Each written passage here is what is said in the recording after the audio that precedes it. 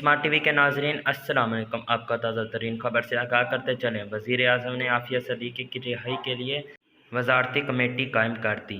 ARY news के मुताबिक वज़ीर आज़म शहबाज शरीफ से डॉक्टर आफिया सदीकी की बहन डॉक्टर फौजिया सदीकी की मुलाकात हुई।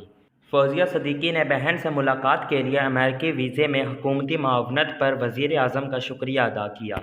इन्होंने कहा कि वज़ीर के उसूल में हुकूमती मावनत फ़राहम करके आपने आफिया सदीकी की रिहाई की बुनियाद रखी है। वज़ीर आज़म शहबाज शरीफ ने कहा कि डॉक्टर आफिया सदीकी के अहल खाना के कर्ब का अदराक है और इनके गम में बराबर के शरीक हैं। इन्होंने कहा कि वज़ारत ख़ारजा फौजिया सदीकी को आइंदा मुलाकात के लिए भी वीज़े के हसूल में मावनत फ़राहम करे। कौम की बेटी आफिया सदीकी की रिहाई के लिए कोशिशें हमारा फ़र्ज़ है। याद रहे कि 1 जून को तकरीबन 20 साल बाद अमेरिका में कैद डॉक्टर आफिया सदीकी की बहन फौजिया सदीकी और जमात इस्लामी के सेंटर मुश्ताक अहमद की मुलाकात हुई थी।